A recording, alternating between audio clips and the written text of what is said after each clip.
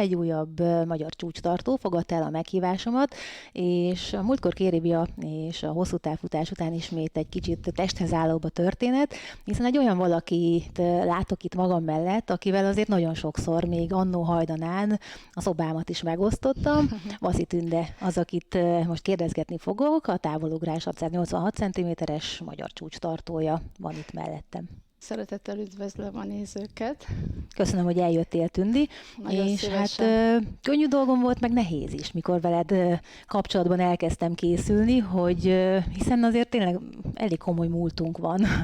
Te jóval korábban berobbantál, vagy beugrottál úgymond az elitbe, én meg aztán ott így felkapaszkodtam egy picit később hozzátok, de hát utána azért jó pár versenyt, utazást megéltünk közösen, úgyhogy sok olyan dolgot meséltél magadról, amit talán viszont többiek, illetve a nagy közönség nem tud, úgyhogy egy kicsit vissza is mennék én a kezdetekre, hiszen azért nem vagyunk már 20 évesek, de amikor még az eleje, 30 eleje, szóval neked azért nem olyan könnyen adták azt a sikert, amit esetlegesen most már úgy gondolnak visszamenőleg, akik csak a végét látták, hogy az neked milyen könnyen ment, hiszen te Erdélyből jöttél át Magyarországra, és azért ott is megjártad a hadak útját elég kemény helyzeteket átélve. Mire eljutottál valameddig, ha jól tudom?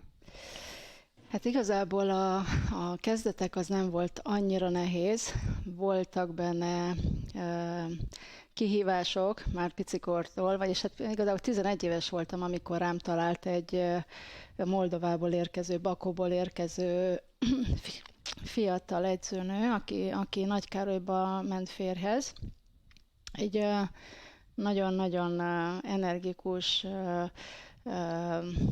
végzős edzőnő, tehát kezdő edzőnő volt, nagyon-nagyon szerettem. Csak nem sokáig maradt Nagykárolyban, ugye, ahol én atlétizáltam és iskolát jártam. Visszaköltözött egy év után a szülővárosában a férjével együtt, és én átlettem téve a nagyobb csoportba, úgyhogy akkor még ő sem gondolta, hogy mit hagyott, de Akkor lehet nem hagyta volna ott?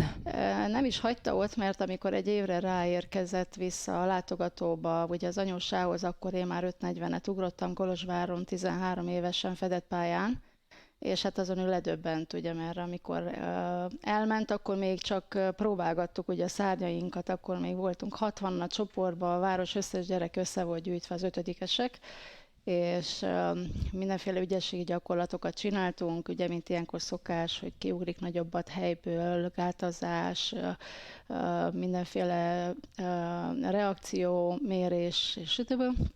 És amikor egy év múlva visszajött, és az edzőm, az akkori edző mondta, hogy a Tünde Kolozsváron nyeri a versenyeket, még a 2 évvel idősebbek korosztályba is, akkor teljesen ledöbbent, és mindjárt el akart magával vinni Bakóba, amit tudni kell, hogy Románia első olyan sportlétesítménye volt, ott meg van most is, ahol körcsarnok volt, körfutópálya, szöuli utánzat után ugye kézilabda, csarnok, úszó, Medencék, úszómedence, tehát igazából minden sportág jelen volt ott abban a városban. Volt egy völgy, ahol szó szerint egy hatalmas nagy sportközpont volt. És mindent elintézett akkor az edzőnőm, hogy engem magával vigyen. Tehát ez februárban volt, és nagyon hideg volt, még akkoriban, nagy térdigérő hó volt, amit ugye mostani gyerekek nem nagyon látnak, csak a síparadicsomokban. És elment az iskolába, meg az edzőmhöz, hogy kikérjen, meg a szüleimtől, hogy ő elvisz engem sportiskolába, mert ha én ennyire tehetséges vagyok, akkor nem szabad itt maradnom, mert itt nem lesz velem semmi. Hát igazából egy tornatermünk volt, amiben edzettünk, és egy salakos 400 méteres pályánk, ahol edzettünk. Amivel nem volt semmi baj, mert úgy gondolom, hogy gyereknek nem muszáj tönkretenni a lábát azonnal. És ment, 2 hétig ment a csata. Megyek, nem megyek, megyek, nem megyek. az iskolából szó se, tehát senki nem akart hallani róla. Az igazgatónő sem, az edzőm sem akart elengedni. És te hogy Anyukám se. gondoltad? Te szerettél volna menni, vagy inkább mindig változott?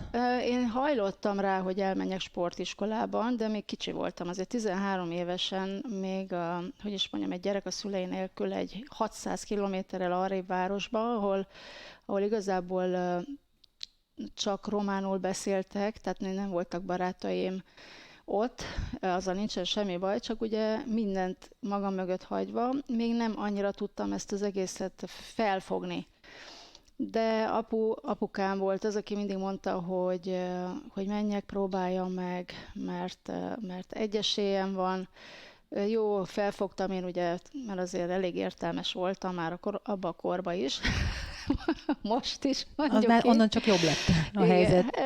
Mondjuk, és mindegy, lényeg az, hogy megléptük ezt az egészet, úgy mentünk el, hogy közben nem engedtek el az iskolából. És egy egész éjszakát utaztunk, olyan vonatban, 3-szor szálltunk át ugye a Kárpátokon, Kolozsvár, meg nem is tudom, már nem emlékszem a városoknak a nevébre éjszaka, de úgy 10 centis jég állt a vonatoknak az ablakán belül. Tehát nagy kabátba utaztunk egész éjszaka. Még megérkeztünk Bakóba. És a Bakóba 2 hónapig a edzőnőmnél laktam, mert akkor még nem volt elintézve a sportiskola, vagyis a szállás. Lényeg az, hogy felvettek a sportiskolába Bakóba, és már akkor ösztöndíjat kaptam a szövetségtől, mint sportoló, és 2 hónap után elintézték, hogy bekerüljek kollégiumba, ugye sportiskolába lettem betéve. Körülbelül 2 hétig bírtam a kollégiumot, hihetetlenül szégyellős voltam, ugye mindenki engem nézett, én voltam a kakuktojás, ugye az új magyar lány. Szó szerint úgy néztek, mintha földön kívül lettem volna, és fiúk, lányok, és hát én ezt nagyon nehezen viseltem. Meg ugye azt is nehezen viseltem, 4-en voltunk egy szobába, ugye ott reggel meg volt a rend, fel kellett kelni, meg kellett csinálni az ágyakat, el kellett menni haza az étterembe. Hát, Minden szabály, igen, ahogy azon lenni szokott valamilyen szinten. Igen, igazából nem is az volt a legnagyobb probléma, hanem hogy szégyellős voltam, és egyszerűen nem tudtam ezzel az egésszel úgy érvényesülni, amikor úgy elköltöztem az edzőnemtől.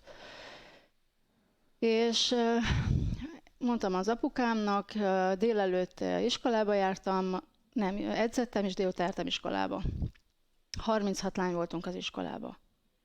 Hát, hogy is mondjam csak, az nagyon durva volt. Tehát a lányok, azok kemények.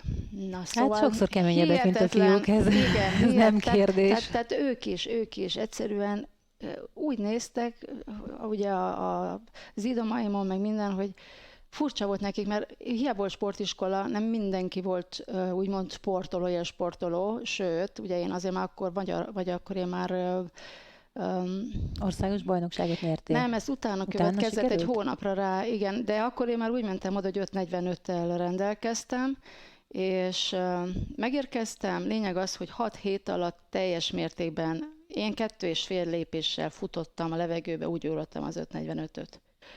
A Kolozsváron a Miklóséva edzője, ugye a Bogdán Laci, most mondta el nekem egy pár évvel ezelőtt, hogy Tünde, amikor te Kolozsváron készülődtél a távolugrásra, akkor ott mindenkinek ment, hogy gyertek, jön a távolugrás. Oda gyülekeztek ugye az edzők, meg mindenki, és azt, hogy csodádra jártunk, mert olyat még nem láttunk, hogy ugye akkor nekem azt mondta az edzőm, hogy figyelj, próbálj meg futni a levegőbe. Jó, hát megpróbálok. És futottál a levegőbe? És futottam a levegőbe. És én 2,5 ollóval ugrottam akkor az 5:45-öt, és amikor elmentem Bakóba februárba, ugye februárban így ugrottam, márciusban volt a román bajnokság, ugyanott Moldovába, Bakótól följebb Szucsáván egy 100 kilométerre körülbelül, kihúzatás technikával. Teljesen a tanárnő leállított, 6 kiló plusszal hozzáteszem, tehát meghíztam, mert éjszaka kijártam menni, ugye, mert a boldogságtól maradjunk annyiban. Hát igazából mindig éhes voltam, és itthon nagyon sokat tettem, és mégsem híztam, és ott ugye figyelni kellett, mindig mondták, hogy figyeljél a kufferodra, figyelj erre, figyelj arra, ne egyél annyit. Hát természetesen ilyenkor mi indul be, ugye, az úgevés. Na, és lényeg az, hogy 6 kilót fölszedtem magamra az alatt a 2,5 hónap alatt, de ezt amikor jött apukám, mondom neki, te figyelj, apu, én nem tudom, hogy van ez a nadrág összement, de nézd meg, le vagyok fogyva, Le vagyok és nem fogyva. bírom begombolni a nadrágomat. Hát igen, kislányom, persze, le vagy fogyva. Én nem vettem észre magamon, hogy meghíztam, még ugye ő meg nem akart megbántani. Na szóval így jártam, elkerültem a Bakóba, és onnan indultam a román bajnokságra, fedett pályás román bajnokságra. Nem, bocsánat, 5:40-en mentem ki, és úgy ugrottam 5:40-et, úgyhogy kint a csarnokban nem tudom hány fok volt, tehát ha 15 lehet, hogy volt, hogy ugye ekkora megvan a fotó, egy fél fejjel magasabbak a többiek, és úgy, hogy simán kihozatással. Tehát én úgy gondolom, ha engem akkor békén hagynak, Hát, hogy akkor én nem ott itt a nem vége. annyit ugrom, akkor ott azon a bajnokságon. De mindegy, ez megtörtént, és egyszer eljött apukám februárba, tehát egy hónapra rá, hogy kimentem, és épp, hogy bekerültem a kollégiumba, eljött, hogy meggyőzön, hogy még maradjak, mert felhívtam, hogy gyere érte, mert hazaszökök. És Jó. akkor, úristen, melegem van. És az a lényeg, hogy akkor mutatték hátgerincérvel. És felült a vonatra, nem kocsival, ugye nem kocsival jött, utazott egy napot, hogy oda jöjjön, és megpróbált lebeszélni arra, hogy hazamenjek. És mondta, hogy próbáld meg még egy kicsit, maradjál, és utána legalább a bajnokságig maradjál. Jó, rendben van, még a román bajnokságig maradok. És akkor a román bajnokságot megnyertem 5:45-tel márciusban, és akkor már úgy jött a Nagykároly edzőm is, hogy vele jövök haza. Mindegy, apukám jött utána értem, mert nem engedtek még úgy haza, apukám jött értem, tehát amikor megkaptam volna az első hónapban az ösztöndíjamat, ugye már arra, hogy akkor foglalkoznak valami nagy tehetség, akkor én fogtam magam és Eljöttél. hazaköltöztem. Úgyhogy a szegény edzőnőmet ott hagytam úgy, ahogy volt, és azóta most nyáron, mi van most? Nem, tavaly nyáron, ősszel, szeptemberben voltam Erdélybe, és onnan 100 kilométerre lakott Bakóba, és vettem fel vele a kapcsolatot, hogy Jó pár jöjjön, év után. látogasson meg. Igen, semmilyen kapcsolat nem volt köztünk. Természetesen ő követte a pályafutásomat, mert igazából látott, és hát nagyon nagy élmény volt vele találkozni, úgyhogy remélem, hogy még jövőre is vissza tudunk menni, vagy később ilyen többet fogunk. Úgyhogy így kezdődött a pályafutásom. Hazajöttem utána Nagykárolyba, és igazából tényleg itt nem lett semmi belőlem, mert azzal a plusz 6 kilóval elsportolgattam. Hát azért pláne távolugróként a gravitáció ellen minden kiló deka számít, ezt azért tudjuk. Igen. Azon túl, hogy azért a 6 kiló meg nem is kevés. Nem, az nem volt kevés. És az a lényeg, hogy, de nem éreztem különösebben, valószínű, hogy nagyon sok centi maradt akkor is bennem. És lényeg az, hogy egy 3 évig lengtem, edzettem úgy normálisan, de ilyen 5-80 körül eredményeket ugrálgattam, és akkor 18 éves koromban, tehát a érettségi előtt volt az, hogy megugrott egy picit 5,98, azzal lettem második a román bajnokságon, és akkor én már átjövőbe voltam Magyarországra. Tehát, hogy Hát az egy óriási döntés, hogy akkor te fogod magad, és jó, hogy volt egy korábbi ilyen élményed, hogy egy teljes idegen környezet, idézőjelben, mert azért Magyarország is valamilyen szinten ugyanígy idegen környezet, és igen. akkor bevállalod azt azért tinédzserként, és akkor, ha jól tudom, azért nem is volt olyan egyszerű, amikor átjöttél megtalálni a helyedet, úgyhogy Nyíregyházánról kerültél aztán Budapestre, ha... Hát igen, igazából nekem jött egy ilyen sérelmem, amikor én úgy döntöttem, hogy eljövök Erdélyből, vagyis hát Nagykárolyból. Több ilyen csapás ért engem akkor, ami ezt bennem meghatározta, hogy akkor én most világgá megyek. Ugye Svédországba készültem. Nem jutottam el odáig, itt ragadtam. Már nem fogadtak Svédországba, lezárták a határokat. Ausztráliába fogadtak volna minket, oda anyukám nem akart elmenni, úgyhogy itt maradtunk Magyarországon, és akkor én egy kedves barátnőm, aki már itt volt, a Reszler Edina, meg Reszler Erzsike, akiknek nagyon sokat köszönhetek, úgyhogy puszilom őket. Erzsike, meg Edinak, vagyis hát Edin elkísért engem a Magyar Atlétikai Szövetségbe. Ők előtte 2 évvel hivatalosan érkeztek ide Magyarországra, és Mérei Laci bácsi nagyon aranyos volt, és mondta, hogy hát akkor Tünde, én szeretnélek kiküldeni az UTE-pályára, és ott van egy ugró szakág, ugró csoport, és akkor menjen, keresd meg a Kasperkievics Gábort.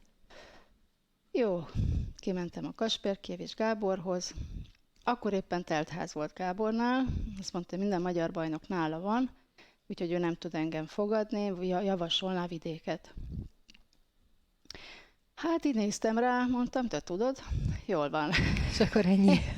És akkor... Igen, akkoriban azért tényleg ott volt, Hát neki ordinatív, tehát hogy azért Guzsóki, fénykora volt az így ugróknak így ebből van. a szempontból. Szirbuc Andi, Tényleg, igen, ő is. nem tudom, nem jutunk eszembe már. Szemedovárszki is talán nála volt, vagy lehet, hogy csak később.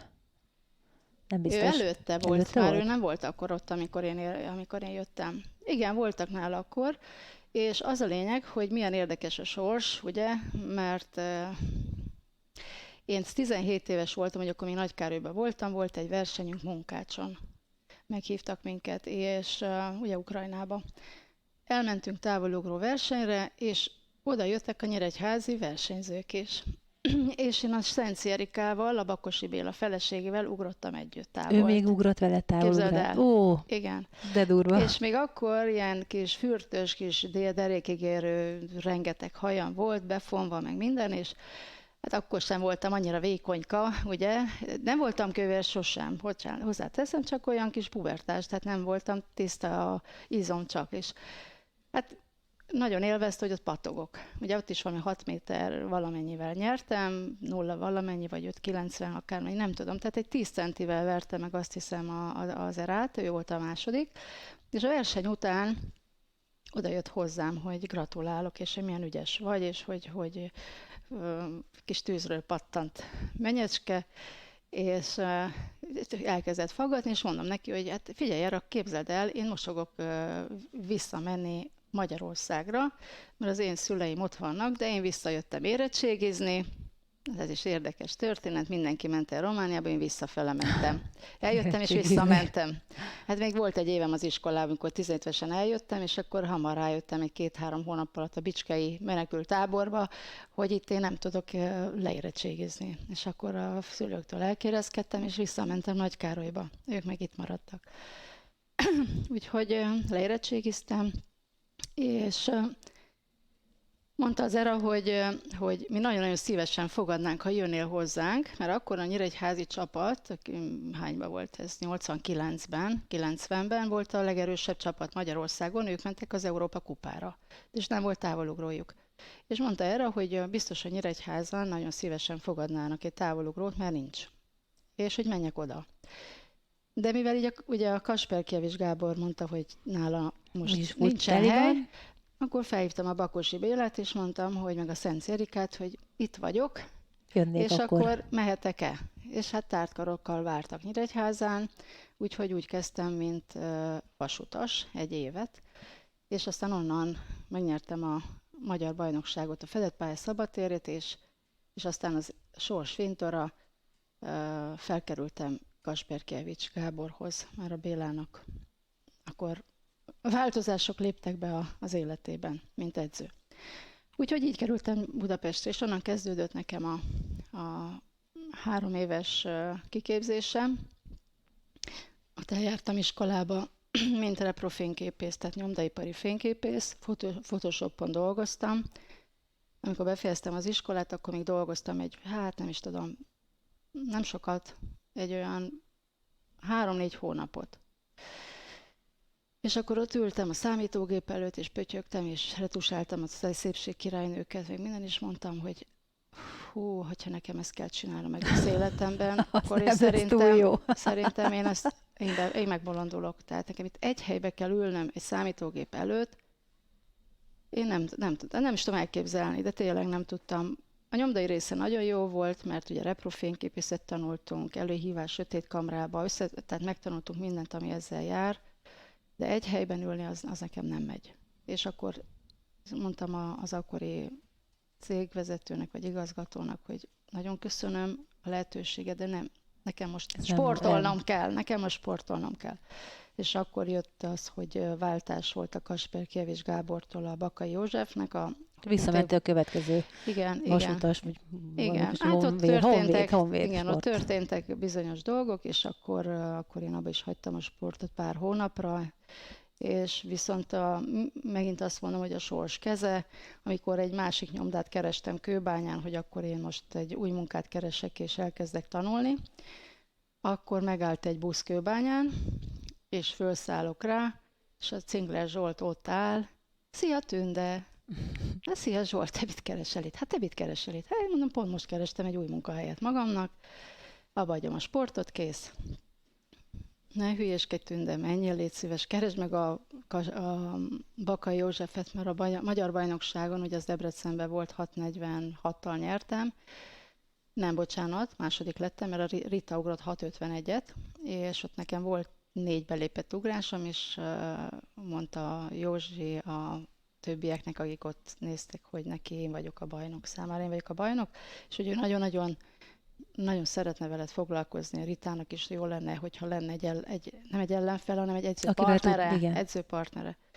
Ne hagyd abba, menj el, még beszélj, adj egy esélyt magadnak. Jó, gondolkodtam egy pár hétig, és akkor úgy voltam vele, jó, végül is megnézzük. Mi bajom lehet, megpróbálom, megkeresem őt, és akkor meglátjuk, hogy mi lesz belőle. És nekem az volt az elképzelésem, mivel ugye a nyomdában volt, hogy 3 műszakba kellett menni a gyakorlatra, tehát volt, hogy éjszaka is, például az akkori csapatbajnokság, ami 1990 vagy 91-ben, 2-ben volt a stadionba, Csébe, ott én úgy mentem ugrani, hogy reggel jöttem ki a nyomdából, és mentem a stadionba, úgyhogy az egy nagyon jó kör volt. Nagyon jó kör volt, és akkor mondtam, hogy én úgy kipróbálnám, hogy mit tudok kihozni magamból, ha így ugrottam 6:46-ot, csak ha sportolok. És ez meg is adatott, ugye? Kérdés megadatik, tehát lényeg az, hogy amikor a Cinglivel beszéltem, akkor nem sokára rá megkerestem Bakai Józsefet, és mondtam, hogy úgy hallottam, hogy te neked tetszett az előadásom az magyar bajnokságon, és hogy el tudnád képzelni, hogy esetleg veletek edzek. És azt mondta, hogy igen, nagyon szívesen elvállalna, de csak úgy, hogy csak sport. Tehát, hogy sportállásban, mert hogy ők nagyon sokat utaznak, és ő nem tud akkor ketté felé szakadni. Hát mondom, én pont ezt szerettem volna kipróbálni. És akkor igazából így kerültem a Józsihoz. Igen, és onnan is datálható talán az, hogy akkor elkezdtél igen komolyan, eredményesen szerepelni. Bár volt nálad is, amikor 3x volt, meg volt utána jó párszor olyan, amikor, na azt milyen volt megélni mondjuk, amikor utólag derül ki, hogy mondjuk te vagy a 9., és az előtted lévő 8-ból, akik ugye még 3-at ugranak, nem tudom már melyik versenye volt, ez is világverseny volt szerintem. Vagy lehet, hogy több is volt ilyen, és utólag tiltottak el előled valakit, aki miatt viszont ugye akkor nem volt ott lehetőséget plusz 3-at ugrani, és lettél 9., de lehet, hogyha van még 3, akkor... Tehát, hogy ezeken hogy tudtál te túllendülni, mert azért ez így nem egyszer adatott meg a pályafutásod során, meg az is. Arra is tisztán emlékszem, hogy nagyon sok olyan ugrásod volt, amit nem ennyi lenne a magyar csúcs. Igen. Hogyha azok érvényes ugrások lehettek volna, de hát nyilván nincsen ha a sportban, de azért ezt így kezelni, az nekem mindig csoda volt, hogy te ezt rettentő jól helyén tudtad kezelni. Jó, hát most ugrottam, mondok egy számot, 5-9-et, megvontad a vállad, mert most ez az amaz, és a következő hétvégén 6:50-et ugrottál, mert ezt te tudtad helyén kezelni. Igen, én mindig tudtam, hogy milyen állapotban vagyok, és éppen mire készülök, és igazából nem tudom, hogy ez jó volt, vagy nem jó volt, de ugye mi mindig a világversenyre készültünk jó formára, tehát nekem ezek a itthoni versenyek azok mindig ilyen edzés jellegűek voltak, soha nem is tudtam nagyokat ugrani igazán, hanem mindig, mikor már ugye kiengedtem, és a versenyláz hozta ki belőlem. Lehet, hogy ez így utólag azt mondom, hogy lehet hiba volt, mert korábban kellett volna időzíteni, hogy azért tudjak ugrani.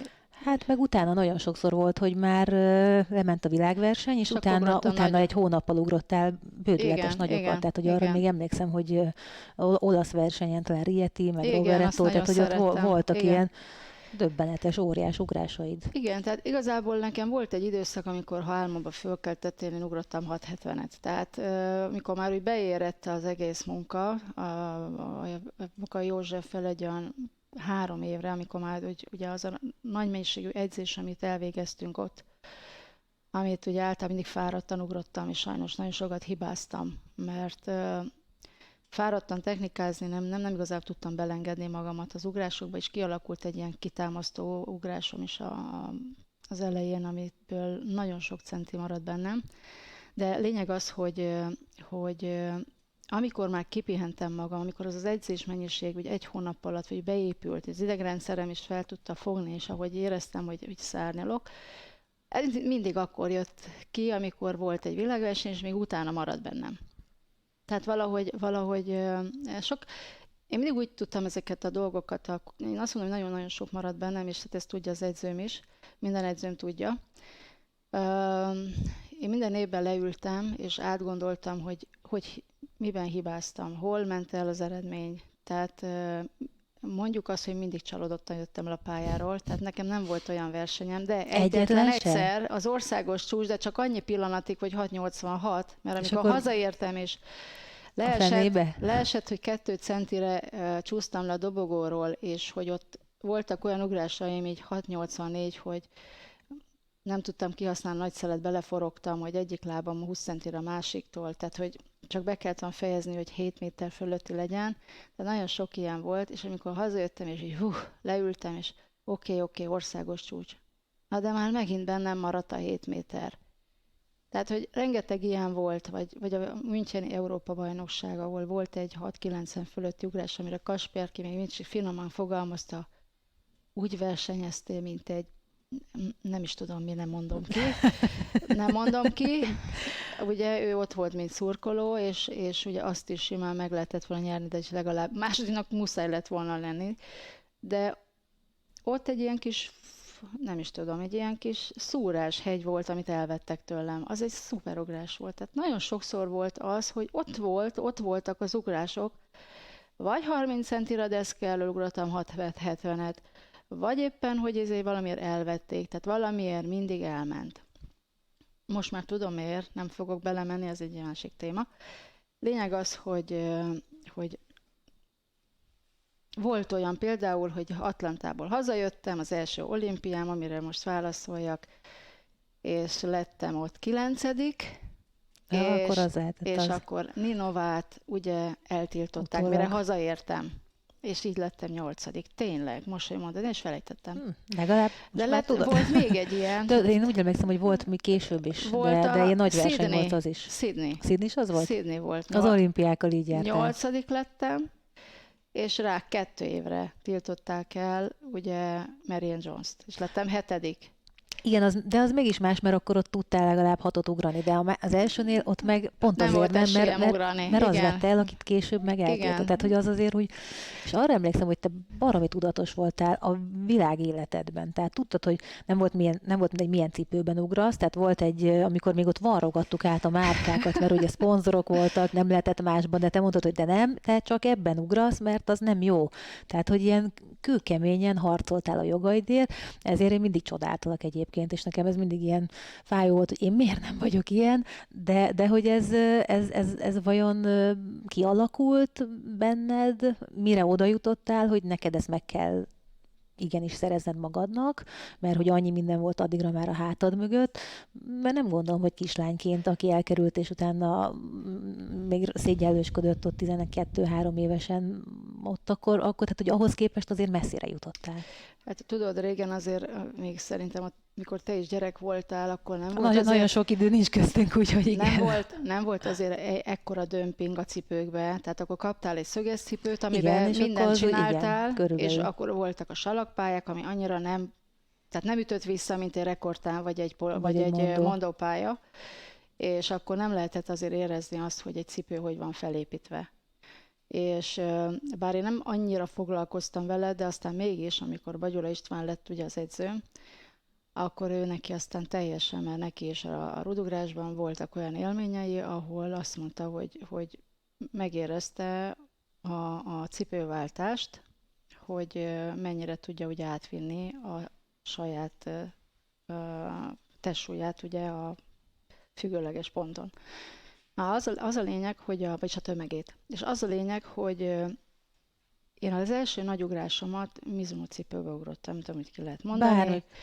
Nyugodtan. Mizuno cipőbe ugrottam, még a Bagyula István szerezte nekem Göteborgba a Az egy nagyon unikum volt, tehát hogy az évekkel később, csak hogy legyen hova tenni, ez ilyen, hát a 2000-es évek elején volt, amikor én tudtam szerezni egyet, és akkor volt 50 000 forint egy Igen, pár. igen. De ez még jóval korábban volt, mert ez ilyen 95-6 környékén lehetett, amikor... 95-ben, tehát én Atlantában már Mizunóba kisebb ugrottam. vagyon. Igen, tehát nekem akkor volt az, hogy a 95-ös világbajnokságon, mikor a Bagyula István is megismerkedtünk ugye ott a világbajnokságon, látta, hogy milyen tehetséges, hogy neki a Mizuno volt a szponzora. És akkor azt mondja, hogy segít nekem szponzort szerezni. Bementünk az ottani Mizunóba, bevitt engem, és elmondta, hogy én mennyire tehetséges vagyok, ezek az eredményeim, fiatal vagyok, sétőből, és szerzett nekem egy Mizuno szerződést.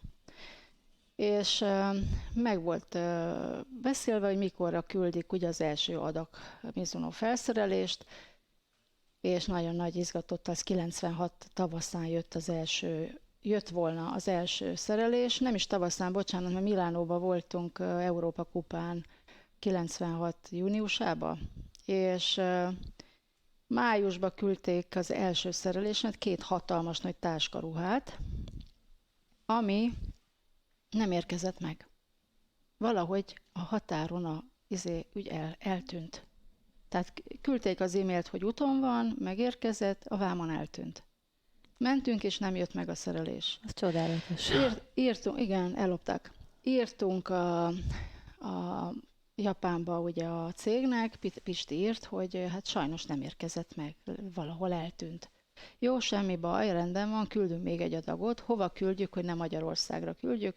Hát mondjuk küldjék Milánóba, mert hogy Milánóba lesz egy Európa kupánk, és akkor ott átvesszük. Hát az egy megint izgalmas dolog volt, Prágában voltam versenyezni az atlantai olimpia után, akkor kellett elmenni a felszerelésért, és mikor indultunk volna haza, jött az e-mail, hogy Milánóba van a cucc. Na mindegy, lényeg az, hogy hazérkeztünk Prágából, indultunk Milánóba. Az a lényeg, hogy amikor ott voltunk a versenyen, akkor nekem nem adták ide a felszerelésemet, mert megkérdeztük ugye a recepciós, hogy van itt az én nevemre csomag, és mondták, hogy itt nincsen. Hazajöttünk, elmentünk Prágába, elmentünk Prágába, jött az e-mail, hogy de ott van, mert ők lekonfirmálták most, hogy ott van a csomagom. És akkor vissza kellett menni utána Milánóba, érte? Hazajöttünk 600 kilométert hazajöttünk Prágából, átültünk a nem tudom milyen 1-3-as Wartburgba, és Pisti kivezetett még 1100 kilométert, megállás nélkül, Milánóba vissza, hogy elhozzuk, mert ez nagyon-nagyon, és én akkor nem nagyon vezettem, akkor friss jogosít, nem ismertem vezetni az autópályán. Csak amikor majdnem elaludt, akkor azt mondja, most már üljél át és vezess. Lényeg az, hogy megérkeztünk a szállodába, és tényleg ott volt a felszerelés, de ezzel már annyira rossz pontot szereztem a Mizunónál, hogy ugye gondolom azt hihették, hogy ott mi most valami trükköző. Így van, hogy utána megszakították a szerződést. Tehát igazán így lett vége a Mizunónak, hogy mindenhol ilyen emberekkel találkoztunk, akik... Igen, mert ezek a dolgok, amiket ott azért te kaptál, tehát azok akkor beszerezhetetlenek voltak bármilyen, tehát most már teljesen más világ van, de akkor egy ilyen versenydresszt, azt nem lehetett kapni hivatalos boltokban sem. Tehát az csak a gyártótól egy ilyen szerződésen keresztül juthatott el a kiválasztottakhoz. Tehát nem olyan van, hogy mint most, hogy azért a neten megrendeli valaki, vagy meg tudja venni, igen, akár a legjobb cipőt is, ott azért ez azért más világ volt. Igen, és amire én ragaszkodtam igazából későbbiekben is ehhez a cipőhöz, hogy egy akkori cipő, a távolugró cipőjük annyira szuper felépítési volt, de akkor igazából az összesnek hasonló volt a felépítése, hogy egyszerűen repültem benne. Tehát letettem a lábam a deszkára, és éreztem, ahogy átbillenek. Aztán utána változtak, de még a Mizuno mindig tartotta azt a formáját egy jó ideig, aztán most már ő is változtatott, már az utolsó Mizunok már azért másmilyenek voltak, de akkor az valami eszméletlen jó cipő volt. Úgyhogy nagyon szerettem, és sokáig próbáltam megszerezni. Hát igen, utána a Nike volt a szponzorod, és mi emlékszem, hogy ott így varrogattad, meg mutogattuk így, hogy ott egy kicsit így trükkös, mert ugye hát akkor még mutatták, meg most is azért mutatják, amikor a deszkán van az ember lába a cipőben, és hát nyilván mit látott a Nike? Ott, hogy van egy cipő, amire rá van varva a Ami nem pipa, úgy de néz hát ki. ez mi? Igen, Mi igen. keres az ott a mi pipánkkal? Úgyhogy érdekes történet volt, de még így is, de aztán utána váltottál rendes Nike cipőre is. Akkor igen, és utána meg az Adidas lesz. Hát a Nike is figyelmeztetett párszor, hogy Tünde, hogyha ez így lesz, akkor sajnos meg kell szakítsuk a szerződést. Hát igen, valahol érthető azért Hát én az ő teljesen oldalokat is, csak én megértettem. a Én te oldalad meg egy megértettem. másik oldal volt. Igen, hát ez egy érdekes történet volt. Most is azért megnézem, hogy milyen cipőkbe ugranak a fiatal lányok. És mit szólsz egyébként, ha már itt tartunk, meg a deszkáról volt szó, pont az jutott eszembe, hogy ehhez az új szabályhoz, hogy most már nincsen gyurma, hanem a síkját nézik legtöbb világversenyen a cipőnek. Tehát, hogy van egy ilyen fotocellás valami, és az alapján mondják, hogy beléptél vagy sem. És erről van akkor kamera, nem is tudtam még, Igen, mert tehát vannak kisebb versenyek, ahol maradt még a gyurma, mert azért ehhez szerintem egy kicsit túl sok minden kellhet, úgyhogy nem mindenhol csinálják ezt, de az ilyen nagyobb versenyeken úgy van már, hogy ott csak tehát egy szintben van a fehér, meg a piros, és oda elképzelheted, ha egyébként, tehát hogy nincs olyan már, ami mondjuk hány olyan Montalvo is úgy nyert talán még annó Spanyolországban, hogy fölé lógott a lába. Meg Szantó is. Görögországban. De hogy ott nem hagytak nyomot. Most már ilyen nincs. Ha belógsz a sávon, tehát ugye ott egy láthatatlan fal van tulajdonképpen a fotocellával, tehát ezek most már mind érvénytelen ugrások lennének. Igen, de akkor a fotocella jelzi végül is. Igen, Nem jelzi, lehet manipulálni. Nem. Már ez is és sok olyan van, mint ahogy ez a két ugrás is, amivel azért világbajnokságot nyertek, hogy az most idéntől, vagy tavaly januártól érvénytelen. Hát én úgy gondolom, hogyha ez valóban a sportszerűséget képviseli, tehát hogy nem lehet belepiszkálni, akkor azt nem mondom... látod. Vagyis ott megmutatják, de nem hülyeséget mondtam, mert látják a versenyzők, tehát ott vissza lehet játszani, és akkor ott fölhúzzák neked a piros sávot, és akkor látszik, hogy ott a vonalon belül van a kis lábujjad, vagy bármilyen része a cipőnek, de nem az van már, hogy ha nyomot hagy, akkor kuka, ha nem hagy nyomot, akkor megnyerheted bármivel. Tehát, hogy egy kicsit, nem kicsit, szerintem teljesen ásalapokra helyezték, meg szigorúbb így Ha szigorúbb, és tényleg manipulálhatatlan, akkor azt mondom, hogy ez így jó, mert ugye több versenyen voltam, úgy világversenyen, hogy úgy jutott be az illető, csak nálunk nem volt csalás a magyaroknak. Magyaroknál, hogyha közelébe kerültél, már elvették, mert tisztességesen, de a külföldi mehetett. Tehát az a lényeg, hogy Görögországban is így volt, hogy ott nem kicsit lépett be a Niki Xantu, tehát ott lehetett látni, hogy elő van az egy szög, és még mögötte a kettő. És azt mondták, hogy zöld.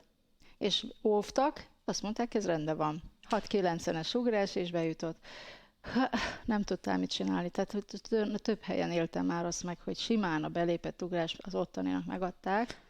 Úgyhogy nem tudom, hogy ebből egyébként, vagy ebben lett-e változás. Azt gondolom, hogy ez talán erre, meg azt is meg akartam kérdezni, hogy ez az új rendszer, ehhez is mit szólsz, mert ugye valószínűleg, tehát egy picit talán ebbe is próbálnak elmenni, hogy mindenki, aki kint van a VB-n és nem tud akkorát ugrani, mondjuk maradjunk a távolugrásnál, az egy stabil teljesítményt nyújtson hosszú-hosszú szezonon keresztül, és akkor azokkal a pontokkal, amiket szerez egy-egy versenyen, azzal tud még világranglista helyezés alapján bekerülni. Tehát van egy szintes banda, hát most 685 ugye a távolugró szint a VB-re, de ha nem ugrasz 685-öt, de mondjuk stabil vagy, és jó versenyeken vagy stabil, mert ahhoz el kell jutni azért egy bronz, ezüst, arany versenyre, és jókat ugrani, akkor azzal is ki tudsz jutni. Tehát, hogy ez a két út van. A mi korszakunkban azért volt egy erős szint, hogyha 3 vagy több mint egy ember akart menni, meg volt egy gyengébb szint, amikor egy ember mehetett. Tehát, hogy itt most már több út van, csak itt meg a másik út az, hogy a versenyek, ahhoz meg menedzser kell eljutni oda. Én nem irigylem a mai lányokat. Hogy melyik lehet esetleg mert hát nálunk ugye mindig azért utána is jöttek még Miklós Éva, meg Deák Kati, tehát hogy jó sokan voltunk azért akkor is, hál' Istennek, nem csak ennek azért nyilván volt hátránya is, de ugye pont az, hogy a magasabb szintet kellett megugrani, tehát hogy neked az mindig megvolt, tehát hogy effektíve nem feltétlenül érintett volna a dolog, de azért melyiket választanád, ha ilyet lehet kérdezni, hogy ezt a mostani rendszert, hogy akár versenyezgetsz, és akkor úgy szeded össze az indulásjogot, vagy maradjon csak melyik lehet Én úgy gondolom, hogy jó az, hogyha mondjuk van egy szintet, de meg kell erősíteni pár versennyel, én ezzel így rendben vagyok, de ami most van, az nekem már túl bonyolult. Tehát nem tudom, én beszélgettem a lányokkal egy-kettővel, Farkas Petrával is, és főleg ugye Bánhidi Bencével szoktam beszélgetni, mert mindig faggatózok, hogy mi van velük. Petrának, igen. Igen, mi van velük, és ugye mesélte a verseny Hát Petra sokszor emiatt maradt le egy-egy versenyről. Igen, és tényleg azt mondom, hogy ez már nagyon bonyolult. Tehát nem tudom, hogy mennyire követhető már ez egy versenyző számára, hogy mikor legyen csúcsformában, végig csúcsformában legyen, mikor tud pihenni, mikor tud rákészülni valamire. Tehát az, hogy mindig csúcson kell lenni. Mondjuk nekem ez nem volt probléma májustól őszig, ha már megvolt az edzés, de úgy gondolom, hogy most van már VB is, meg EB is. Most európai játékok, igen. Nagyon igen, sokan, úgymond, tehát kétszer kell csúcsformát teljesíteni. Bonyolult. Szerintem ez most egy kicsit bebonyolultatták a versenyzőknek a felkészülését.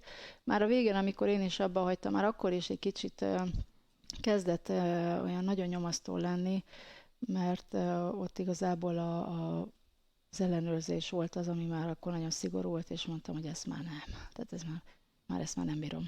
Hát nem igen. tudok hol lenni nyugodtan, mert mindenhol már keresnek. És ha véletlen nem vagyok, akkor van, baj van.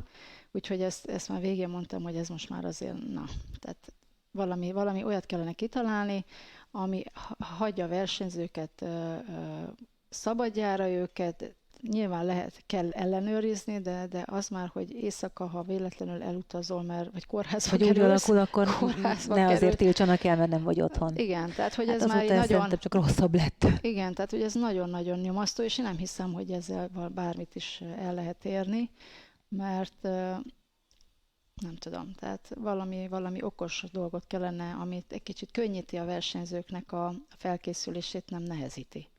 A másik kérdésem az lenne még egyébként, hogy említetted itt az abbahagyást, de az abbahagyás előtt azért oda visszaugranék, hogy azért te hajlítgattál elég komolyan rudat is, és ugrottál velük, ráadásul igen magasra, sőt, világversenyre is kijutottál rudugrásban. Tehát, hogy az azért nem egy átlagos dolog, hogy valaki egy világklasszis is távolugróként úgy gondolja, hogy akkor én megyek és ugrok rudat, és hogyha bennem az volt, hogy lehet, hogyha hamarabb kezded el az egész rúdugrást, akkor lehet, hogy még mások az idegpályák, máshogy ülepszik le, már több időd van rá. Tehát, hogy ott hát az alja megvolt, és ott a tetején kellett nagyon sokat melózni. Ott maradt a fél méter, igen. Hát az az igazság, hogy ez is egy ilyen kényszerre dolog volt, mert ez 97-ben ismét úgy döntöttem, hogy befejezem az atlétika pályafutásomat, akkor is ért ott egy nagy trauma a aténi világbajnokság után, és mikor akkori páromban Gyula István volt, azt mondtam, hogy na figyelj, most vagy abba hagyom, vagyis abba is hagytam, mert ugye akkor vagy valamit csináljunk, és akkor mondja, gyere, ugorjál rudat. Kapcsolódj ki. Hát figyelj, igen. És akkor, hát jó, hát ugorjunk rudat. Azt mondja, te képességeddel világbajnok lehetsz. De mondom, jól van, kezdjük el. Az az egyetlen egy probléma volt csak akkor ez az egész történettel, hogy kettő. Egyrészt, hogy az, hogy én olyankor a kiváló állapotban voltam, mint távolugró, az csak ártott a rudugrásomnak, mert túl gyors voltál. Átugrottam a szivacsot. Tehát volt olyan verseny Olaszországban, mivel nem tudtam fölfele vinni az öneget, mert nem tudtam befejezni, olyan gyorsan történt minden a rudon, hogy mi részbe kaptam, már lent voltam a földön, átugrottam. Hány méteres a rudon? 4-5 még minimum van, de... Nem tudom. Úristen, mondom, így végére feljel, és 2 lábra lehet. Így felhördült a közönség Olaszországba. Jézusom, mondom, mit csinálok? Oda jött hozzám a Bártová, Csehországba, Hát ő volt még a Prágába. legelején világcsúcs, meg Európa Így csúcs van, tartó. és gratulált, azt mondta, hogy ő rudugrót még ilyen gyorsan futni nem látott. Hát mondom, mert távolugró vagyok, és most is Igen, távol mert ugrok a nem is. rúddal a kezembe, és az a lényeg, hogy ez egy nagyon úgymond azért volt akkor nagy hátrányom, mert a Pisti, a Bagyola István nem tudta akkor azt a történetet, amit most tud. Tehát nem tudta, mint edző, mivel nem volt tapasztalata, mint edző, hogy hol is kéne elkezdeni azt az egészet. És mi elkezdtük a végén. Tehát rendelt nekem ilyen nagy 440-es rudakat, 440, na fogd meg akármit rongyolj neki, Mert és meg tud akkor hajlítani, és így akkor jó van, és lesz. mindent a futásra mentünk, ami amúgy is nagyon ment, és ugye nekünk azt kellett volna elkezdeni, hogy elkezdjük rövidről, végigcsinálva a mozdulatot, és úgy megyünk ki, és nekem nem kellett volna olyan hosszú lépés, elég lett volna rövid, és akkor valószínű, hogy nem 440-et ugrok, hanem 470-et, vagy akármennyit, de ő sem tudta, és ő ragaszkodott ahhoz, amit ő már megélt, és éppen ezért valahogy az én tehetségem nem tudott átmenni a rudugrásba, és éppen ezért úgy mindig az volt, hogy mivel útban nem jött az eredmény, de ott volt a világverseny, és nekem teljesíteni kellett, Visszamegyek, távolt fogtam és ugrok. ugrottam távolt, de igazából ennek is köszönhetem, hogy még atlétizáltam, mert ha akkor nincs a rudugrás, akkor én nem atlétizálok tovább. Tehát, hogy nekem az ott egy terápia volt akkor, ami teljesen elterelte a figyelmemet, és igazából fizikálisan olyan izmaimat mozgatott meg erősített meg, amit valóban a távolugrásnál, futásnál segített, meg az elugrásnál is, tehát sokkal könnyebben ugrottam nagyokat.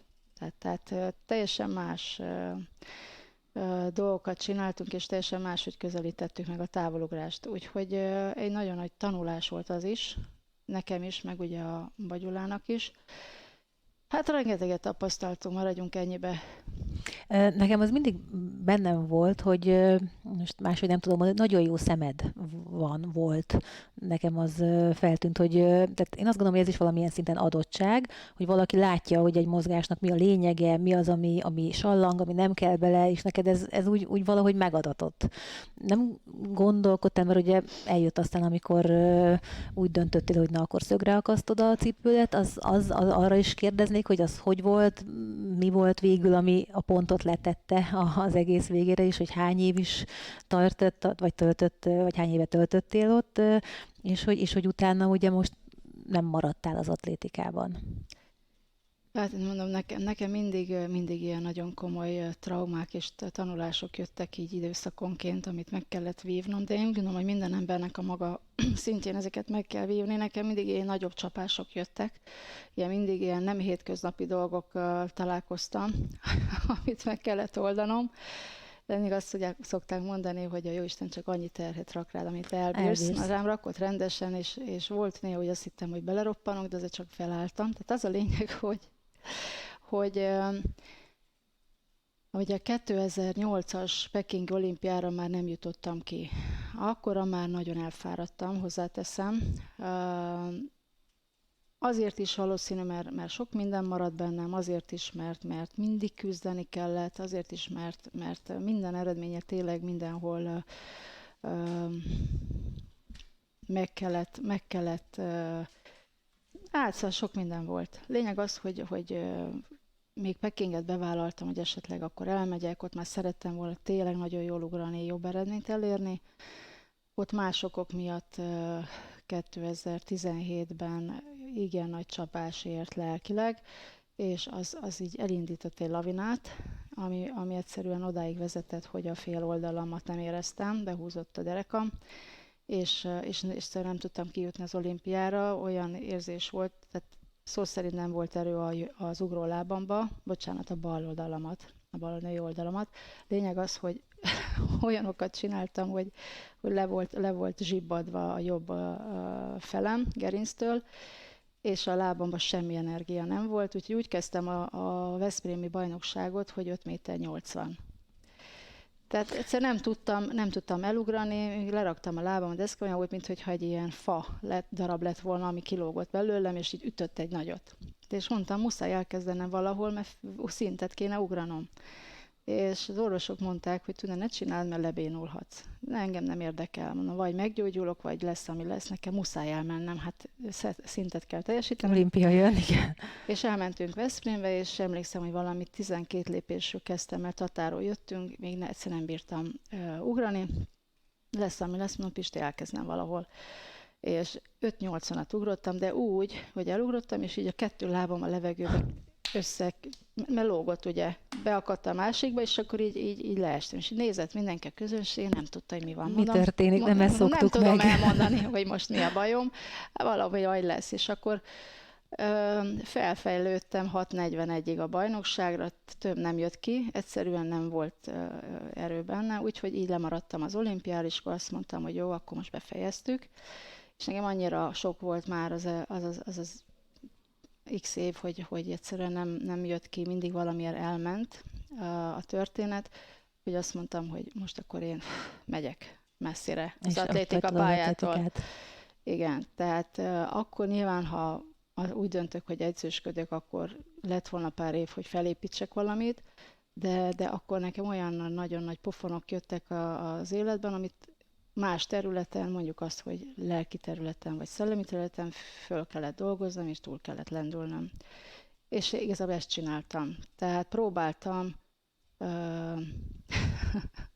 próbáltam lábon maradni.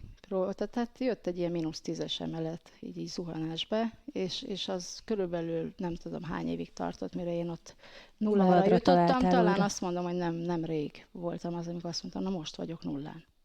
Mert ugye onnan még mindig föl kellett jönni. Viszont azt, amit megtanultam az elmúlt, hát nem is hol, mikor vagyunk, 23-ban vagyunk, 15 évben, azt mondom, hogy megérte. Tehát most így utólag minden szenvedést megérte azért, amit most tudok. Tehát így összezegezze mindent. Tehát igen, visszatérve a távolugrásra, amikor az edzőit végeztük a TF-en, akkor a Takás Laci bácsi volt ugye az egyik tanárom, nála kellett atlétikából vizsgázni, és én akkor Nyíregyházán voltam. És elkezdtünk vele beszélgetni rudugrásról, meg egyebekről, mert ugye föl kellett jönnöm vizsgázni, mondta, hogy ha nem jövök fel, meg fog buktatni, üzente nekem. Mert nem ismert. Mondta, hiába vagyok élsportoló, nem jövök fel, meg fog buktatni. Jó van, följövök, persze, hogy feljövök. És elkezdtünk beszélgetni, ugye éppen vizsgáztatott, és akkor mondja nekem a végén, hogy kedves Vaszi Tünde, nagyon rég tanultam atlétától, de ma öntől tanultam. És magából nagyon jó edző lenne. Mondtam, köszönöm szépen. És utána nagy rajongóm lett, kijött a versenyekre is kamerázni, úgyhogy állítólag nagyon szigorú volt, nagyon kevesen kaptak nála 5-öst, de így lettem megdicsérve, hogy azt mondta, hogy jó a szemem. Igen, észreveszek dolgokat. Jó tanácsokat tudsz adni, tehát hogy nem veszel el a lényegtelen pici apróságban, hanem egy-két olyan dolgot ki tudsz emelni, és ez azért nem csak a távolugrásnál volt így, hanem jó utána a rúdugrással foglalkoztál, de hogy úgy több szituációt is éltünk meg együtt, amiből nekem ez maradt meg, hogy Tünci rendben van. Igen, tényleg az. Most is, hogyha ha elmegyek valahova, vagy a gyerekemet nézem, vagy ő nem nagyon szereti, vagy ha bemegyek, most ő kézilabdázik néha, és akkor leültem a múltkor megnézni, mit csinálnak. Igen, figyelem az, hogy milyen mozgást hogy csinál, hogy reagál dolgokra. Sok mindent nézek, és már sokszor magamba kell tartanom, mert amit látok, az nem biztos, hogy kíváncsiak rá. Tehát nem mindenki kíváncsi rá, és aki megkér arra, hogy segítsek, még az sem kíváncsi. Tehát, hogy én azt látom, nem mindenre kíváncsi, inkább így fogalmazni igen, talán, nem? Tehát ami neki szimpi, vagy olyan le tudja fogadni, az igen, de... Igen, és nekem ez ezt meg kell tanulnom. Nekem ezt meg kell tanulnom, és nagyon nehéz, hogy vagy csak majd jön egy olyan mondjak. ember, aki elfogad mindent, és azzal fogtok együtt dolgozni. Hát, vagy, lehet. Ugye említetted, hogy van egy kisfiad, aki lassacskán, hát azért most már 10 év környékén lesz, 8-9 éves magor. 9 éves a magor, igen. És hát mondtad, hogy még nem atlétizál, nem tudom, próbálta esetleg, hát nyilván tudja a múltadat. Hát olyan sokat nem tudom a múltamról, mert ezt nem nagyon kötöttem hát az órára. Hát akkor ez egy nagyon komoly bepótolandó történet. Igen, nem akartam nyomást gyakorolni rá, hogy mi volt, meg ki voltam, meg mit csináltam az előző életemben, mielőtt ő nem volt. Ő is így tudta meg. Néha mondtuk, hogy persze, jó, nagyokat ugrottunk a Pistivel, meg anya is ugye nagyot ugrott, jó, oké. És aztán végül is az iskolámba szembesült vele tornaórán, meg kézilabda órán, amikor a edzőbácsi említette, Hoffman Pál, aki amúgy a polgármestere Tökölnek, és nekik az edzőjük is, volt kézilabdás, hogy tudod, hogy ki a Magor anyukája? Tudjátok, hogy ki a Magor anyukája? És akkor ő igazából ejtette el ott Tökölön És mert akkor így került egy picit helyére. Hát ez még egy szép feladat lesz majd. és De hát ez nagyon aranyos egyébként, én ezt pozitívként értékelem ismét csak, hogy nem tetted a nyomást, hogy már pedig nem szerettem tudatosan volna. ráadásul. Mivel én is háttérben voltam, és mondom, hogy terápián vagyok ott a Tököl-park erdőben a fák alatt, Dunaparton, ezért ugye most Magor említette, hogy az iskolában, anya, képzeld el, tornaórán Magor? Rólad és a Bagyula Istvánról volt ma a tanítás, vagy Hát, hogy rólunk valami tanultatok? Tehát igazából valószínű miatt, hogy most már ugye ott Többször jön vele eszembe anya. Igen, úgyhogy ő egyelőre rudat ugrott párszor, nem sokszor, amiben elég ügyes, csak még nem annyira kitartó. Meg nehéz bejutnunk onnan, nehéz bejutnunk onnan igazából bármilyen pályára. Rodugrás is van. Tehát ugye mi kint élünk a Csepel-szigeten, és onnan az Ikaruszra jártunk be, ugye, hogy a Bagyula István ott tart edzéseket, és mondtam, hogy akkor vigyed a Magort, ugorjatok egy kis rudat, amit tudod, az iskola mellett el tudtam ugye délutánonként vagy hétvégén hozni. Azt élvezte is, de úgy amúgy még egyedül nem annyira szeret ott ficánkolni, neki fontos a társaság, ahogy látom. És a kézilabdán meg ugye az van, hogy ott van társaság. És a jó banda van, akkor először én is azért maradtam a pályán, mert hogy jó volt a csapat, akikkel összebarátkoztam. Így van, úgyhogy éppen ezért nehéz nekem, mert vagy összegyűjtünk egy pár gyereket, akiket elviszünk, de ugye hova, mert ahhoz le kell igazolni, tehát hogyha megtörténik esetleg egyszer a döntés, akkor kell találjunk ugye egy helyet, ahova el lehet őket vinni. De mondom, a kézilabda az nagy szerelem, annak én örülök, meg a néptánc is, az nem annyira nagy szerelem, de csinálja. Úgyhogy majd meglátjuk, hogy mi lesz a rudugrással. Most nyáron azért, ha szünet van, akkor elmegyünk, és akkor várjuk, hogy majd mit hoz alakul. Az élet. Ez így jó. Igen.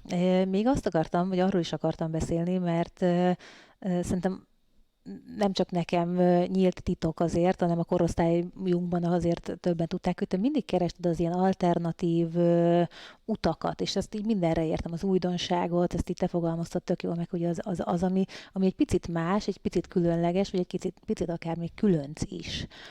És ez tehát csak a saját példámat tudom azért egy fél mondatban elmondani, hogy van, aki ezen mosolyog, van, aki hisz abban, van, aki nem, hogy hogyan működik a testünk, a lelkünk, így egy egész, de hogy azért ez 20 évvel ezelőtt még teljesen gyerekcipőben járt. Most a netre beütöd, millió egy találatot kapsz, akkor nem volt ilyen, és te voltál az egyik ilyen kakuktojás. Kicsit kakuktojást, aki már akkor e felé elindult, és én emlékszem, hogy valahová te küldtél el engem, ahol rám kötöttek valamilyen ilyen gépet, ami így rezegtetett, vagy én nem is tudom, a kis sejtjeinek. Föl a Budára? Meg nem mondom, hol voltam, de ott ültem, és emlékszem, hogy így gondolkodtam magam, hogy jó, most ez egy tök jó 1 óra az életemből, és akkor hú, de klassz, és másnap ugrottam a 3-as egyéni csúcsomat, ami 1 centire van a magyar csúcstól. És soha többé nem éreztem azt, amit abban a versenyben, és egyedül voltam edző nélkül, volt egy belépett fél méterrel nagyobb ugrás, nem raktam össze.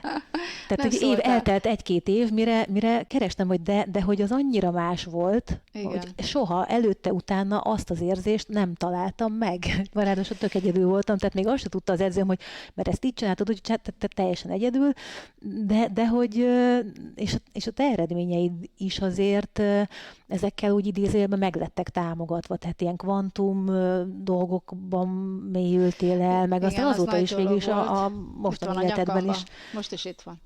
Tehát, hogy te most is az újdonságot, meg az új dolgokat keresed, tehát, hogy ilyen kis felfedező típus lettél, meg maradtál. Imádok felfedezni, meg imádom az új dolgokat. Engem Tehát én mindig, ha engem valamivel megkerestek, hogy Tünde, figyelj, itt van ez a cucc, ez a táplálékkiegészítő, vagy ez a medál, vagy ez az akármi, próbáld ki, mert nagyon jó, sosem mondtam azt, hogy nem. Mindig azt mondtam, figyelj, hozzál nekem egy havi adagot, megeszem, kipróbálom, hogy mit csinál, és hogyha jó, akkor veszek belőle.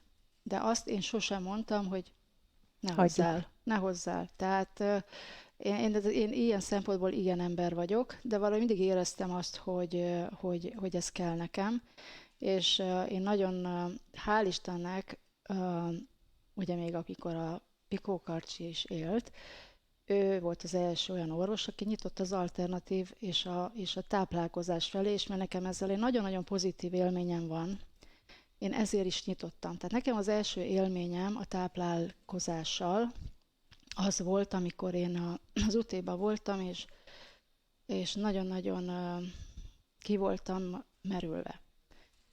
Mindegy, hogy miért, fájt mindenem, fájt a térdem, fájt mindenem, nem tudtam edzeni. Nem tudtam, hát ugye akkor dolgoztam a nyomdába, akkor sok minden volt, és akkor mivel Nyíregyházáról már ismert engem a Picó Karcsi, mert ugye bekerültem hozzá vas hiánnyal, ezért lejött a stadionba lelátóról, és azt mondta nekem, hogy gyere Tünde, segítek neked. És akkor így ránéztem, mondom, de mibe Karcsi? Gyere le Nyíregyházára, és akkor csinálunk egy vérképet, megnézzünk, hogy mi a helyzet, és akkor segítünk.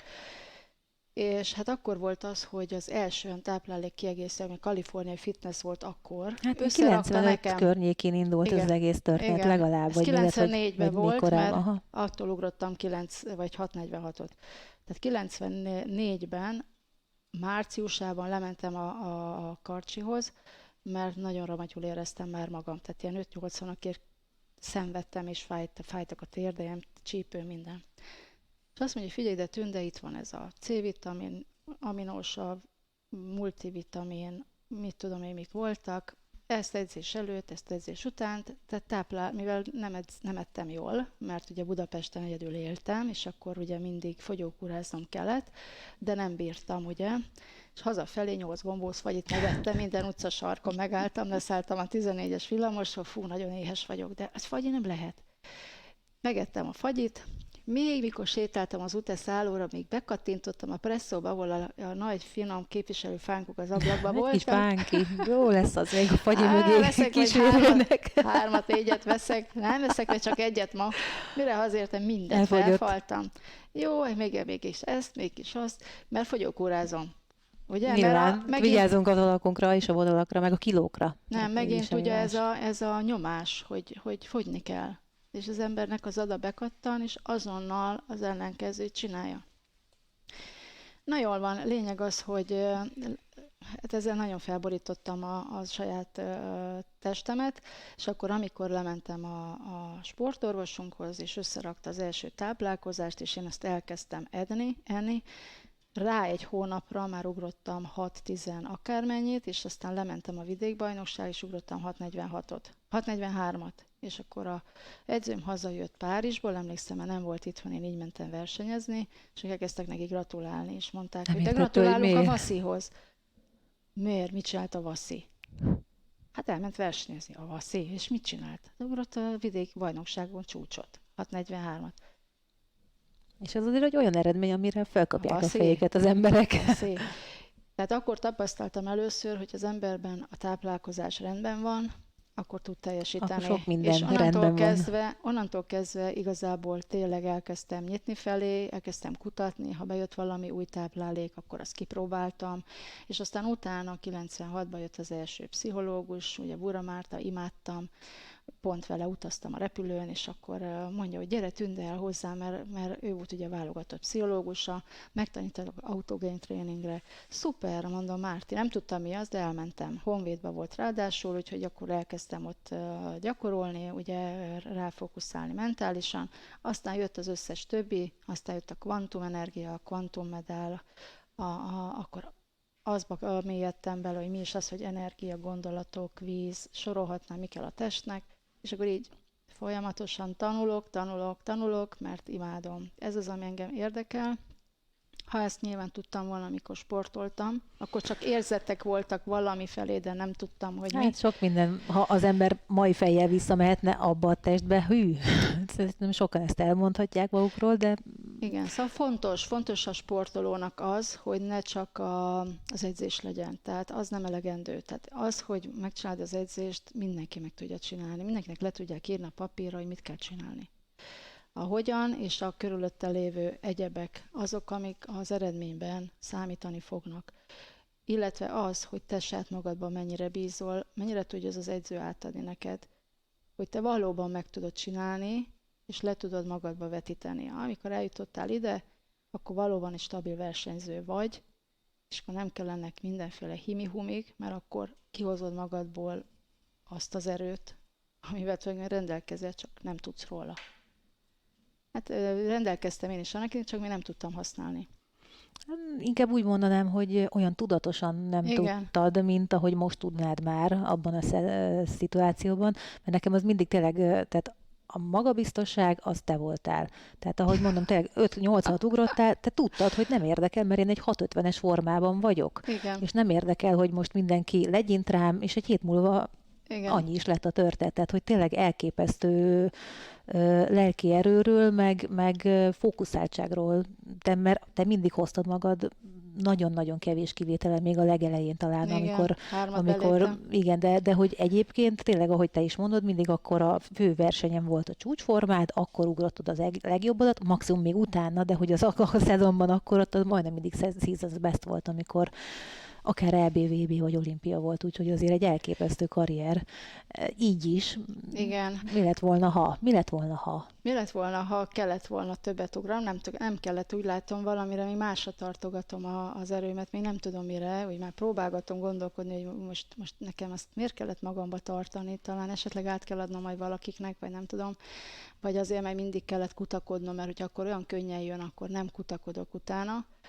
De mindig az volt, hogy fú, most ezt azért mivel toltam el, és akkor leültem, és akkor végignéztem, végiggondoltam, ott ment el. Ezért megtaláltad. Igen, ezért ment el, azért ment el, és aztán, amikor vége lett a sportnak, pár év elteltével, globálisan úgy összeraktam magamat, hogy mind ment el az egész, megfejtettem, nem segített rajtam, de attól függetlenül, de az beljebb igazság... vagy egy tudással beljebb vagy megint.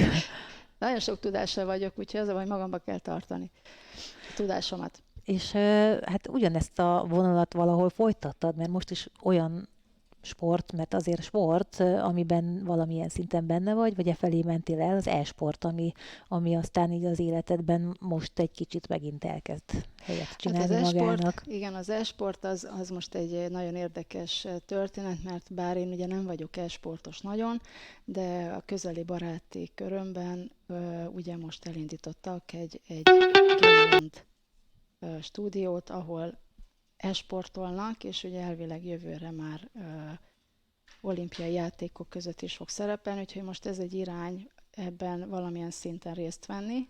És hát Hát majd főleg a fiúknak és a gyerekeknek lesz az, ami érdekesebb, mert hát a jövő generációja egy picit másabb a történet tehát az náluk. E-sport, bár nagyon ugye sokan óckodtunk szerintem ettől a világtól, de úgy láttam és meglepetésem, hogy elindult már egy ideje, és most már nagyon komoly versenyeket tartanak, úgyhogy hát lehet, nézzük, hogy majd ide kell tanuljuk. egyszer eljutnod neked is, és lehet, hogy ezért maradt még valami benned, hogy majd akár. Lejátszuk a rudugrást akár. Na, Ki tudja. ez egy jó ötlet. Lehet, hogy ezt fogjuk majd egyszer folytatni. Akár. Nincsenek véletlenek, ezt mert te is igazából tudod. ott elméletben vagy, és kézügyességgel, úgyhogy ezt az ötletet majd el fogom hinteni a tulajdonosnak és a tervezőnek. Úgyhogy nézzük. Ha már versenyről volt szó, azért így a beszélgetés vége felé, mert nem akarlak itt azért nagyon sokat, bármeddig el tudnálak kérdezgetni, hogy a világbajnokság augusztusban. Igen. Azért nekünk megadatott egy hazai világverseny, az Európa-bajnokság 98-ban, és azért én azt gondolom, hogy mind a ketten kihoztuk a maxot, én legalábbis, jó, nem lehetett volna, jó, ott van a hal, meg stb., de hogy azért az az élmény, amit kaptunk, az egy örök életre szóló valami. Igen. És így ezt a pakkot így áttolnám, hogy akkor is ugye erre mit tudsz erre mondani, hogy itt egy ugyanilyen szituáció, csak sokkal durvább, mert azért nekünk EB-n könnyebb dolgunk volt így a magyar csapatot nézve is, egy Európa-bajnokság, meg egy világbajnokság, az teljesen más kávéház. Igen, hát nyilván azért egy világbajnokság, több kontinenson A a merítés, sokkal több a több a tehetség, igen, annak több a komoly versenyző, résztvevő, induló. tehát nehezebb nyilván a kijutása, és azért nyilván nem csak az európaiak vannak, bár hozzáteszem, hogy a távolugrásban szinte az európaiak voltak a legjobbak, tehát mindenki itt volt, ugye oroszok, görög, Olasz, német, olasz, tehát a világbajnok elitje itt volt Európában, most bejött igen. egy ausztrál, Hát meg igen, amerikai, kevesen, tehát hogy mondjuk egy nem. olimpiai bajnok beugrott, Egy-kettőt így elvitték a de, tetejéről. de a nagy európai volt. Hát én úgy gondolom, hogy azoknak az atlétáknak, akiknek sikerül részt venni itt ezen a világbajnokságon, mint magyar atléta, nagyon hatalmas élmény lesz. Egy gyönyörű stadiont építettek nekünk, úgyhogy köszönjük szépen. Jó is lenne majd utána benne is tevékenykedni még, ha megmaradna, ugye. Reméljük minden utána működni fog, vagyis legalábbis a bemelegítő pálya része, úgyhogy ez egy fantasztikus közeg és egy környezet, és magyarként majd itthon versenyezni, hát majd azt a versenyzők el fogják mondani, nyilván mi kimegyünk szurkolni nekik, hogy azért segítsünk ahhoz, hogy jó eredményt érjenek el, de én úgy gondolom, hogy a 98-as EB is tehát fantasztikusan sikerült, igazita, tehát tényleg Abszolút, hatalmas. ott Tehát, rengeteg egyéni csúcs született, rengeteg helyezés, ami nem de, volt igazán várható, tehát ott tényleg, ahogy most is indul, mert ugye megnyerték például a csapat Európa-bajnokságot a igen, magyarok, ügyesek voltak, gratulálunk. ráadásul most túlzás az, de hogy igenis azért nagy előnnyel ráadásul, tehát már az utolsó szám előtt lehetett tudni, hogy nem tudják annyira elrontani, hogy ne nyerjék meg, és azért ilyen nagyon régen volt példa, hogy Igen, ennyire, sokan ennyire jók. Hát talán 98, ami biztosan ilyen volt, azóta is lehet, hogy volt egy-két év ilyen, de most hát megkaptak rengeteg támogatást a világbajnokságra, az edzőtáborok, hát mi is emlékszem, beszéltük előtt, hogy Dél-Afrikába tudtunk eljutni, most Tenerife-re is járnak már, Ciprusra, tehát többféle helyekre, szuper. de olyanok is, akik eddig effektíve nem. Tehát anélkül nem is lehet eredményt elérni, tehát azért tegyük hozzá úgy teljesítményt elérni, hogy benne vagyunk a hétköznapi mókuskerékbe, úgy nem lehet. Tehát egyszerűen elviszi az ember fókuszát a mindennapi teendő, és az edzésre már nem marad energia. Tehát mindenképp szükséges az, hogy elvonuljanak ki a edzőtáborokba, és csak arra összpontosítsanak. De hát ugye a mostani versenynek ugye az egyik hatalmas nagy előnye, meg hát szerintem élménye az, hogy egy ilyen nagyon szép stadion és környezetben tudnak versenyezni, mert ugye azért ha nézzük ezt a stadiont, tehát Tényleg csodálatos egyébként. olyan, mint egy királynő tényleg itt az új placon, vagy a régi placon. Úgyhogy hát hajrá nekik, tényleg szurkolunk minden magyar atlétának, hogy ki tudja hozni magából a legjobbat. Lehet látni nyilván, hogy világbajnokságra készülnek, mert azért szuper kis eredmények születnek már most a versenyeken. Nagyon jó, hogy vannak fiatal tehetségeink, azért van pár nagyon ügyes atléta.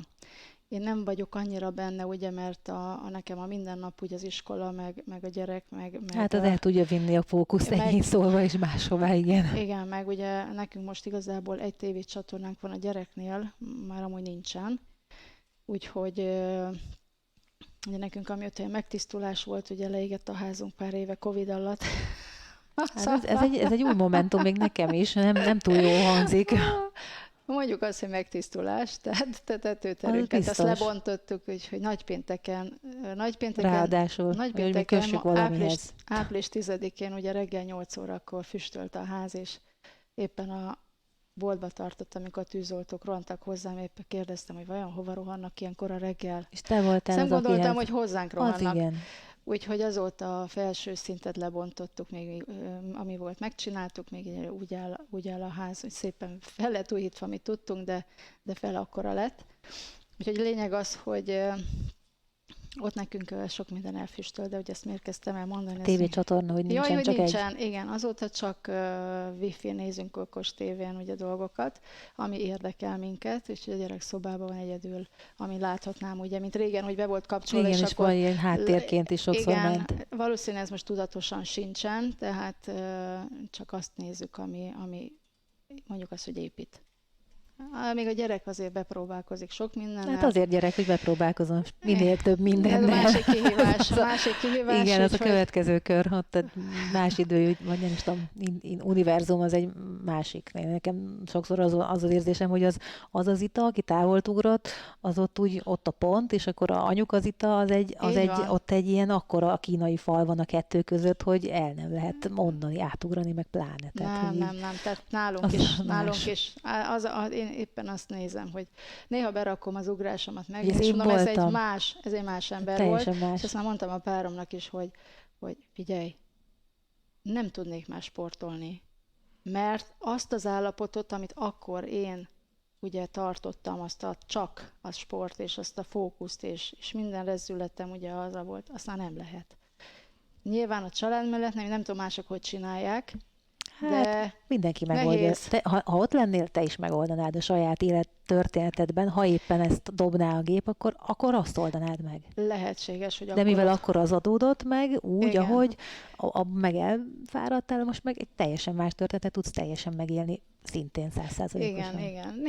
Nézem én is a akkori videókat, és mondom azt, hogy ahhoz vissza kellene kanyarodni egy olyan állapotban, lehetséges a gyereknek is jó, tehát ahol ez van, lehet, hogy a gyerek felveszi ugyanazt a ritmust, amit az anyuka sportoló, tehát lehet, hogy én nem csinálom jól, hogy nem kellett volna ezt de a gyerek mutatja, hogy nem, jól csinálod, hagyom őt gyereknek lenni, úgyhogy biztos, hogy az is nagyon-nagyon nehéz, amikor ott vannak a gyerekek úgy sportolni, hogy figyelni rájuk, elmenni edzőtáborba, ott hagyni őket, vinni magaddal, stb. Tehát le a kalap, Az ugye igen. páratléta, vagy versenyző előtt. És ez is, amikor teljesen kivonulsz, és azt mondod, hogy itt eddig volt a sport, most van egy gyerek, most anyuka vagy, és háziasszony, és ami ezzel Hát jár, az ugye élete most minden. ez. Igen.